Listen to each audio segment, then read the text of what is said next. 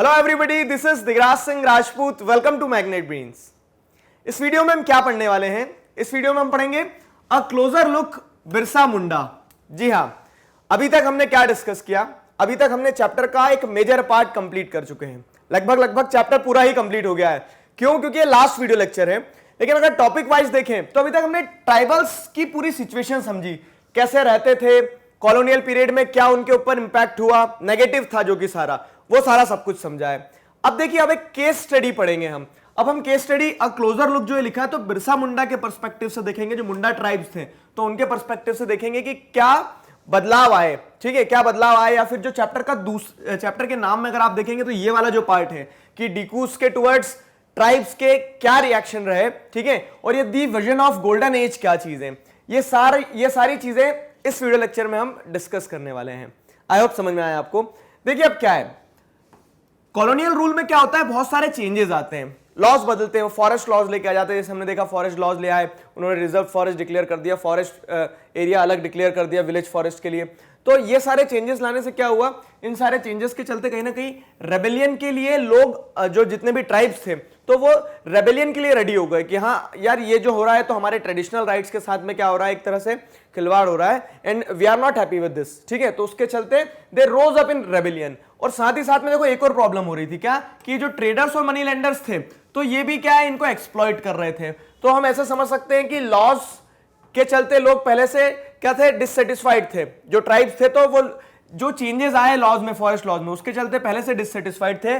They were making themselves ready for rebellion. साथ ही साथ में मनी लेंडर्स, ट्रेडर्स जो थे वो उन्हें एक्सप्लॉइट कर रहे थे। तो बूंद बूंद से घट भरता है। अब वैसे ही क्या होता जा रहा था कि ट्राइब्स के अंदर गुस्सा भरते जा रहा था। और यहां पे हम अगर जैसे देखें तो कुछ क्या है, प्रीवियस एग्जांपल्स हैं हमारे पास, जहां पे जो एग्जांपल्स ये बताते हैं कि ट्राइब्स ने क्या किया, they do rebel against the unjust colonial laws.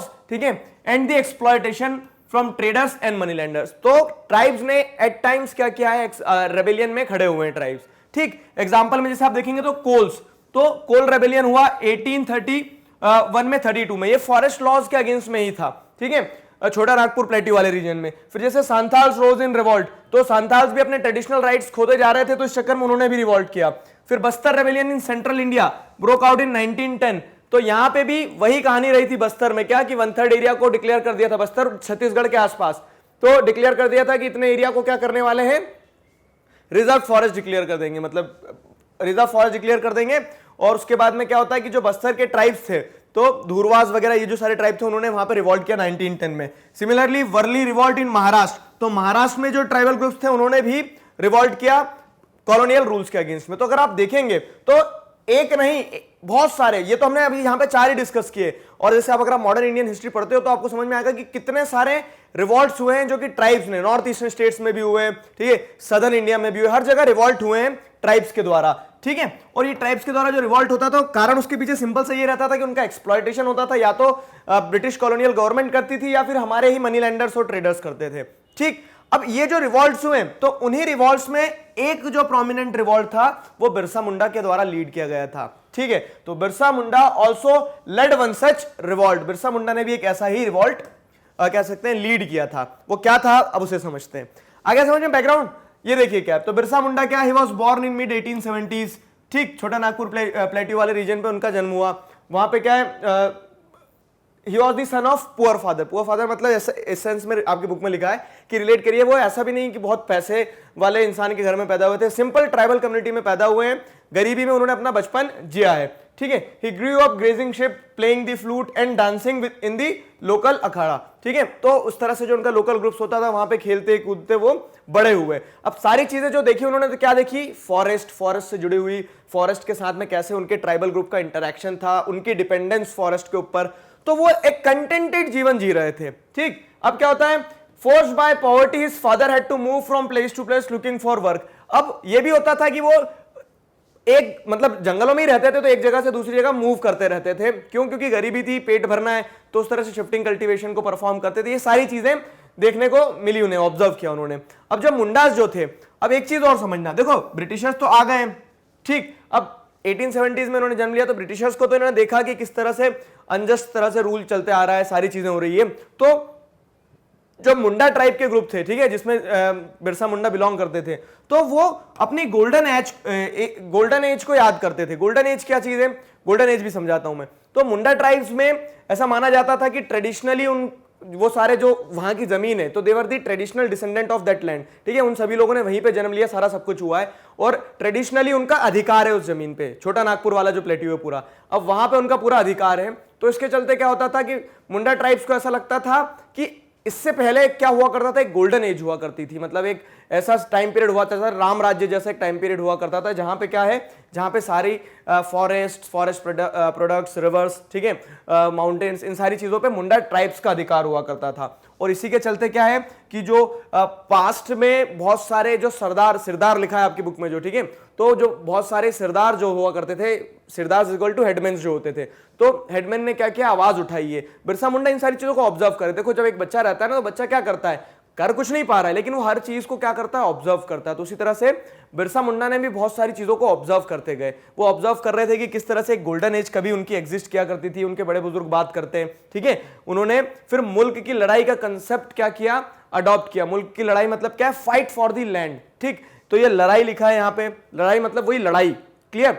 तो वो थोड़ा सा लैंग्वेज एसेंट बदल जाता है, वो सारी चीजें होती है। तो मुल्क की लड़ाई के लिए आवाज उठाई उन लोगों ने, ठीक है, कि we are required to fight for our land. क्यों, क्योंकि they felt that they are being exploited by the colonial officers, ठीक। ये सारी चीजें हो रही थी और इन्हीं सारी चीजों के चलते this all inspired him for revolution. और ये सारी चीजें जो बैकग्राउंड उनके लिए तैयार हो रहा था कि उनके पूर्वजों को उन्होंने देखा कि लोगों ने आवाज उठाई, सब कुछ किया है, ठीक है, और ब्रिटिशर्स जो है वो एक्सप्लॉइट कर रहे हैं, तो this all things inspired him for revolution. तो उनके अंदर कहीं ना कहीं एक रेवोल्यूशन के लिए, क्रांति के लिए चिंगारी पैदा हो रही थी, ठीक है। अब उसके बाद में अगर और भी देखें कि बिरसा मुंडा के ऊपर इन्फ्लुएंस किस चीजों का हुआ है, तो Birsa and influence of religion, ये चीज समझना। तो बिरसा मुंडा ने क्या किया है, अब देखो एक चीज और थी, जब ब्रिटिश कॉलोनियल्स आए ना, तो ब्रिटिश मिशनरीज भी आए साथ में। ब्रिटिश मिशनरीज कौन है, तो जैसे हम कह सकते हैं कि क्रिश्चियनिटी को फॉलो करने वाले बहुत सारे लोग यूरोप की कंट्रीज से इंडिया आ गए। इंडिया में क्यों आए वो, तो यहाँ पे वो अपने रिलीजन की प्रीचिंग्स देने आए, ठीक है। तो क्रिश्चियनिटी के बारे में लोगों को बताने के लिए आए,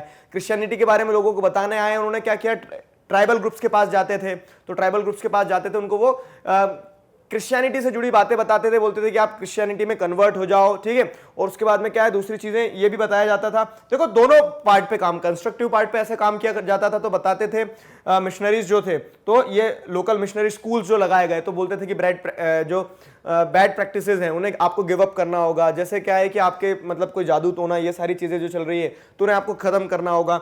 इस तरह से क्या किया जाता था, तो लोकल मिशनरी स्कूल्स के द्वारा कहीं ना कहीं जो टीचिंग्स दी जाती थी, तो नो डाउट उन लोकल मिशनरी स्कूल्स का बिरसा मुंडा की थिंकिंग के ऊपर कहीं ना कहीं इन्फ्लुएंस रहा है। उसके बाद में क्या है, Birsa Munda came in contact with Vaishnav preachers. Vaishnav preachers मतलब क्या है, तो हिंदुइज्म का एक सेक्ट हो गया, हिंदुइज्म का एक मतलब एक पार्ट हो गया, जो जिन्होंने क्या है कि सनातन धर्म के बारे में उन्हें बताया, उससे जुड़ी हुई बातें बताई। तो कहीं ना कहीं क्या है, रिलीजियस इन्फ्लुएंस रहा बिरसा मुंडा की थिंकिंग पे। और उसी के साथ साथ में देखो ये वाले पॉइंट को यहां जोड़ो कि जो मुल्क की लड़ाई या फिर फाइट फॉर द लैंड का जो कंसेप्ट था, तो वो कहीं ना कहीं उन्हें इंस्पायर कर रहा था किस चीज के लिए, रेवोल्यूशन के लिए, ठीक है। तो वो रेवोल्यूशन के लिए भी तैयार थे, साथ ही साथ में उनका कहीं ना कहीं इंटेलेक्चुअल ग्रोथ भी हो रहा था लोकल मिशनरी स्कूल्स के द्वारा, वैष्णव प्रीचर्स के द्वारा, ठीक है।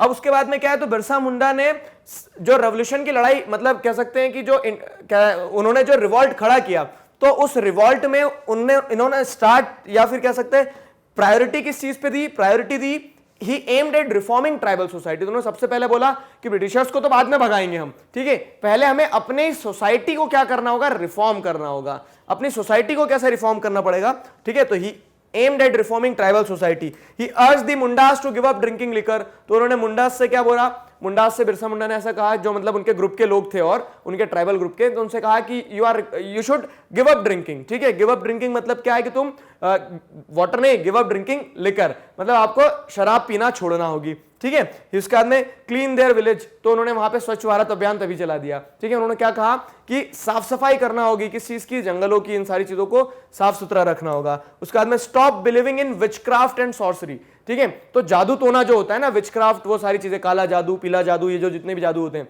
तो उस तरह से क्या है, बिरसा मुंडा ने इन सारे पॉइंट्स पे पहले सोसाइटी को रिफॉर्म करने के लिए क्या किया, सोसाइटी को रिफॉर्म करने के लिए जो ट्राइबल ग्रुप्स थे उन लोगों से एक अपील की, ठीक है। अब क्या होता है आगे देखो, तो इस तरह से ये सारी चीजें चलते गई। फिर उसके बाद में Birsa also turn against missionary and Hindu landlords. हाँ, अब धीरे धीरे बिरसा मुंडा जब और अपनी थिंकिंग को डेवलप करते चले गए तो वो मिशनरीज के अगेंस्ट में, हिंदू लैंडलॉर्ड्स के अगेंस्ट में आवाज उठाने लगे। देखो अब यहाँ पे क्या हो रहा है, मिशनरीज के अगेंस्ट में क्यों, तो उन्हें समझ में आया कि चलो अच्छी बातें बता रहे वहां तक ठीक है, लेकिन मिशनरीज उनके ट्रेडिशनल राइट्स को क्या करने लगे, क्रिटिसाइज करने लगे। बोलने लगे कि नहीं नहीं, तुम्हारे जो फॉरेस्ट लॉज हैं या फिर कह सकते हैं जो तुम्हारे ट्राइबल प्रैक्टिसेस हैं वो ट्राइबल प्रैक्टिसेस खराब है, ठीक है, आप सब क्रिश्चियनिटी में कन्वर्ट हो जाओ। तो बिरसा मुंडा को लगा कि ये भी अपने प्रीसेट एजेंडा के साथ में आए और ये गलत है। हिंदू लैंडलॉर्ड्स एक्सप्लॉइट करते थे, लैंडलॉर्ड्स थे, बड़े बड़े जमींदार थे, तो वो पैसा देते थे, हाई इंटरेस्ट रेट चार्ज करते थे। इन सारे कारणों से क्या है, वाई आगे समझ में, इन सारे कारणों से Birsa also turn against missionary and Hindu landlords. तो उन्हें ब्रिटिश कॉलोनियल ऑफिसर्स तो पसंद थे ही नहीं, उसी के साथ साथ में मिशनरीज भी पसंद नहीं थे, हिंदू लैंडलॉर्ड्स भी पसंद नहीं थे, और इन सभी लोगों के अगेंस्ट में क्या हो गए, वो आवाज उठाने लगे, started collecting people against them, ठीक है। अब क्या होता है देखो, तो in 1895 Birsa urged his followers to recover their glorious past golden age. तो जो गोल्डन एज की बात करते हैं ना, उस गोल्डन एज को सतयुग कहा है। सतयुग मतलब क्या है, द एज ऑफ ट्रुथ। सत्य यानी सत्य जो होता है, ठीक है, ट्रुथ जो होता है। युग मतलब जो हिंदू माइथोलॉजी के हिसाब से अलग अलग युग चलते हैं, जैसे कलयुग चल रहा है, तो सतयुग मतलब क्या, द एज ऑफ ट्रुथ। तो बिरसा मुंडा क्या बोलते हैं कि ब्रिटिश कॉलोनियल ऑफिसर्स, ठीक है, मिशनरीज, हिंदू लैंडलॉर्ड्स, ये सब मिलके एक्सप्लॉइट कर रहे हैं हमें। तो इन सब के एक्सप्लॉइटेशन से बचने का सीधा सा तरीका क्या है कि he urge his followers to recover their glorious past, golden age जिसे सतयुग कहा गया। तो उन्होंने बोला कि हमें अपने जो पहला हमारा जो सतयुग था, जहां पे हम कैसे रहते थे, जहां पे हम पेड़ों की पूजा करते थे, पहाड़ों की पूजा करते थे, नदियों की पूजा करते थे, ठीक है। उसके बाद में हम क्या करते थे, आपस में ब्रदरन मतलब ब्रदर्स, जो भाईचारे से रहते थे, वो सारी चीजें क्या करेंगे, वैसे जिएंगे जैसे हम पहले जिया करते थे। और ये जो सारे डीकूज आए हैं, ठीक है, डीकूज से रिलेट करना, तो जो आउटसाइडर्स हैं इन्हें हमें भगाना होगा बस, ठीक है। तो इस तरह से उन्होंने रेवोल्यूशन के लिए क्या कर दिया, एक प्लेटफॉर्म तैयार कर दिया। अब आप बोलोगे फिर क्या प्रॉब्लम थी ब्रिटिश वर्सेस मुंडा, तो यहां पे दिक्कत यहीं तो चालू होती है कि जब बिरसा मुंडा इस तरह की बात करने लगे कि हमें इन सभी लोगों को भगाना होगा, तो ब्रिटिश कॉलोनियल ऑफिसर्स को ऐसा लगने लगा कि ये इंसान विस्फोटक है, ठीक है, ये क्या कर सकता है कि कहीं ना कहीं रेवोल्यूशन खड़ा कर देगा। और देखो क्या है कि रिवॉल्यूशन ऑफ 1857 के बाद में धीरे धीरे क्या होने लगा था, रेवोल्यूशन ऑफ 1857 के बाद में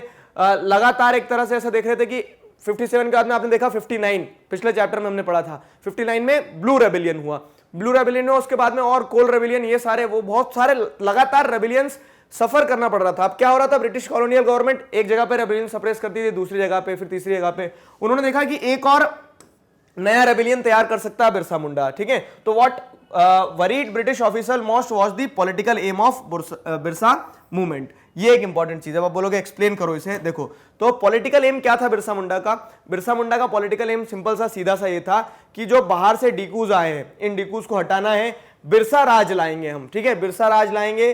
तो बिरसा राज में मतलब जो होगा तो उस तरह से बिरसा मुंडा को क्या बना दिया जाएगा, हेड बना दिया जाएगा, और हम सोसाइटी जो है तो सतयुग के हिसाब से जिएंगे, ठीक है। तो यहाँ पे प्रॉब्लम क्या थी, अब अगर फिर से पूछे हम आपसे, तो प्रॉब्लम सिंपल सी थी कि ब्रिटिश कॉलोनियल गवर्नमेंट को हटाना है, तो ब्रिटिश कॉलोनियल गवर्नमेंट तो चिंता में आएगी ना।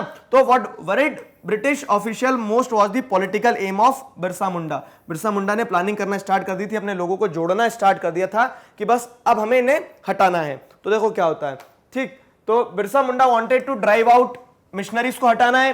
क्यों हटाना है, criticising their traditional culture. British जो थे, तो ब्रिटिश मिशनरीज जो थे, तो ब्रिटिश मिशनरीज क्या कर रहे थे, आए और वो ट्राइबल कल्चर को क्रिटिसाइज करते थे, बोलते थे कि ये तो खराब कल्चर है इनका। तो इस कारण से बिरसा मुंडा क्या चाहते थे कि सारे मिशनरीज को भगाया जाए। फिर मनी लैंडर्स और हिंदू लैंडलॉर्ड्स जो थे, तो they were taking over their land, ठीक है, एक्सप्लॉइट कर रहे थे, ज्यादा इंटरेस्ट चार्ज करना, उनकी जमीन छुड़ा लेना। तो बिरसा मुंडा को मनी लैंडर्स भी समझ में नहीं आए, हिंदू लैंडलॉर्ड्स भी समझ में नहीं आए। फिर क्या होता है, गवर्नमेंट की अगर बात की जाए तो laws were destroying their traditional land system. जैसे मैंने आपको बताया कि फॉरेस्ट लॉज वगैरह लाए गए बहुत सारे, तो उसके चलते क्या है, बिरसा मुंडा को यह भी लगा कि जो ब्रिटिश गवर्नमेंट है, ये गवर्नमेंट भी उनके ट्रेडिशनल लैंड सिस्टम को डिस्ट्रॉय कर रही है नए नए लॉ लाके, ठीक है। तो इन सब के अगेंस्ट में क्या होने लगी, बिरसा मुंडा को ऐसे एक तरह से कह सकते हैं कि रेवोल्यूशन की फीलिंग आने लगी कि बस अब तो इन्हें हटाना है हमें यहां से, ठीक है। तो अब क्या होता है, Birsa movement identified all these forces as the cause of their misery and Mundas were suffering, ठीक है, दैट मुंडास वर सफरिंग। इस चीज को समझना। तो अब क्या होता है, अब इस पॉइंट पे आ गए बिरसा मुंडा या फिर मुंडा ट्राइब जो उनके फॉलोवर्स थे कि उन्होंने समझ गए कि missionaries, money landers, Hindu landlords, government, ये सारे लोग क्या है, सब एक ही थाली के चट्टे बट्टे हैं, सब मिलके क्या कर रहे हैं, एक्सप्लॉइट कर रहे हैं ट्राइबल ग्रुप्स को। तो Birsa movement identified all these forces as the cause and miseries that Mundas were suffering, therefore the movement spread among the Munda tribe. और जैसे जैसे मूवमेंट स्प्रेड होता है तो क्या होता है, बिरसा डिसाइडेड टू एक्ट। तो बिरसा मुंडा ने तय कर लिया कि अब लोग तैयार हैं, अब हमें रेवोल्यूशन करना चाहिए। सवाल कैसे, ठीक है, तो सवाल कैसे, तो उन्होंने लोगों को इकट्ठा किया और बोल दिया कि हम क्या करेंगे, हमला करेंगे इनके ऊपर, ठीक। अब लेकिन क्या होता है कि ब्रिटिश गवर्नमेंट भी देख रही थी, कहीं ना कहीं ऑब्जर्व कर रही थी कि फॉरेस्ट में क्या हो रहा है, एक रेबिलियन, एक रिवॉल्ट तैयार हो रहा है। तो उन्होंने क्या कर लिया, ब्रिटिश ऑफिसर्स ने, दे अरेस्टेड बिरसा इन 1895, ठीक है। तो बिरसा मुंडा को उन्होंने 1895 में अरेस्ट कर लिया, convicted him on the charges of rioting, ठीक है। तो अब बिरसा मुंडा के ऊपर उन्होंने आरोप भी लगा दिया कि दंगे करवाना चाह रहा था ये इंसान, ठीक है, ये इंसान दंगे करवाना चाह रहा था क्योंकि money landers, Hindu landlords, missionaries, सबके ऊपर हमला करने की प्लानिंग थी। तो दे जेल्ड हिम फॉर 2 years। तो इसी के चलते गवर्नमेंट ने, ब्रिटिश गवर्नमेंट ने बिरसा मुंडा को 2 सालों की जेल सुना दी। आ गए यहां तक समझ में। अब जब 2 सालों की जेल सुना दी तो अब आपको लगता होगा द एंड, सब कुछ खत्म, जेल गए बिरसा मुंडा, लेकिन ऐसा नहीं है, ठीक है। He bounced back. तो after the release, when Birsa was released in 1897, Birsa Munda जब जेल से छूट के आए वापस, तो अगेन ही गैदर्ड सपोर्ट। क्यों सपोर्ट गैदर किया, यहां पे तो कबड्डी नहीं खेलना है, यहां पे जो सपोर्ट उन्होंने गैदर किया वो इसलिए किया ताकि वो फिर से एक बार क्या कर सके, ब्रिटिशर्स को हरा सके, उनके ऊपर हमला कर सके। तो he urged the people to destroy Ravana, dikus and Europeans, ठीक। तो अब देखो पूरी कहानी माइथोलॉजी से जुड़ी हुई है। उन्होंने फिर से जब लोगों का सपोर्ट गैदर किया, सब लोगों को इकट्ठे किया, तब उन्होंने क्या बोला कि हमें रावण को डिस्ट्रॉय करना है, रावण को डिस्ट्रॉय करना है। तो रावण कौन है यहाँ पे, डीकूज एंड यूरोपियंस। तो जो बाहर से आए थे वो लोग, बाहर से कौन, मनी लैंडर्स, मिशनरीज, ये सारे लोग, ठीक है। यूरोपियंस जो थे इन्हें भी हमें क्या करना है, हराना है। तो Birsa's followers began targeting the symbol of diku and European power. तो उनके घर पे, उनके इंस्टीट्यूशंस पे, गवर्नमेंट ऑफिसेस पे, मनी लैंडर्स ने जहां पे अपना ग्रेन्स स्टोर करके रखे, वहां पे हमला करना चालू कर दिया, ठीक है। They attacked police station and churches and raided the property of money lenders and zamindars. आगे समझ में। तो देखो क्या होता है कि आप किसी आदमी से अगर बदला लेना चाहते हो तो आप उससे जुड़ी हर इंस्टीट्यूशन को बदला लेने की नजर से देखोगे। तो उन्होंने भी ये करना स्टार्ट कर दिया। पुलिस स्टेशन गवर्नमेंट के थे, करो हमला। चर्चेस जो थे तो मिशनरीज के थे, करो हमला वहां पे। प्रॉपर्टी मनी लैंडर्स और हिंदू लैंडलॉर्ड्स की, कर दो हमला वहां पे, ठीक है। तो इस तरह से चीजें चल रही थी। They raised the white flag as a symbol of British Birsa Raj, ठीक है। तो उन्होंने एक सफेद झंडा लहरा दिया और बोल दिया कि आज से हम ये यूनियन जैक के नीचे नहीं झुकेंगे।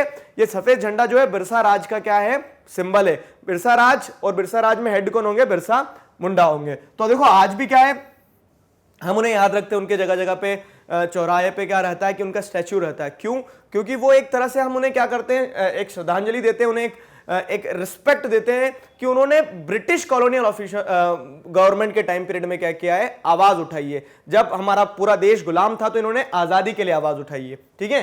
तो in this sense he was considered as freedom fighter. अब देखो क्या आता है, अल्टीमेटली ही डाइड इन 1900 में उनकी डेथ हो जाती है। और ऐसा नहीं है कि ब्रिटिशर्स ने पकड़ लिया, he died due to cholera, ठीक है, बीमारी हो जाती है। अब क्या होता है, कॉलेरा के कारण उनकी डेथ होती है, but the movement was significant at least in 2 ways।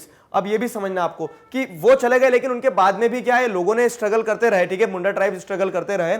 और एक और चीज की, उनके चले जाने के बावजूद भी हमें यह देखने को मिला कि जो बिरसा ने जिस तरह से बिरसा मूवमेंट, बिरसा रिवॉल्ट जो खड़े किया था, तो उसकी सिग्निफिकेंस है at least in 2 ways। What are those 2 ways?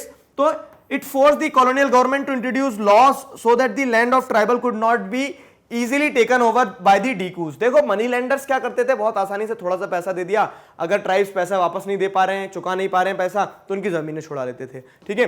तो यहां पे अब गवर्नमेंट ने सोचा कि ऐसे में क्या रहेगा, ऐसे में ये ट्राइब्स, आज एक बिरसा था, कल और 4 बिरसा आ जाएंगे तो बड़ी दिक्कतें होंगी।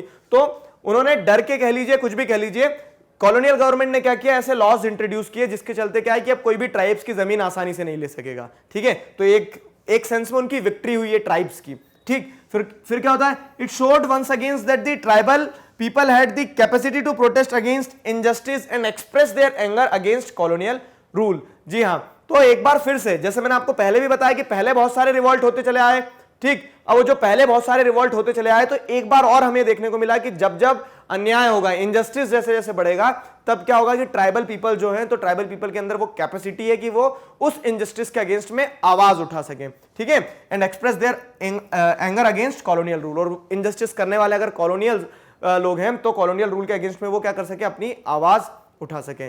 सो this was all about the Birsa Munda. ठीक है, एक क्लोजर लुक देखा हमने। अब ये चैप्टर हमारा कंप्लीट होता है। आप बोलोगे ये कहां से आ गया, तो जी हाँ, बस मुस्कुराओ इसी तरह से। चैप्टर हमारा पूरा कंप्लीट हुआ है। अब हम क्या पढ़ने वाले हैं, तो नेक्स्ट वीडियो लेक्चर में हम एनसीईआरटी सॉल्यूशन जो है उन्हें डिस्कस करेंगे।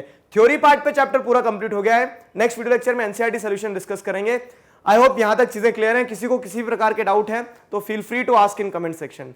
Till then stay connected, keep learning. Thank you very much.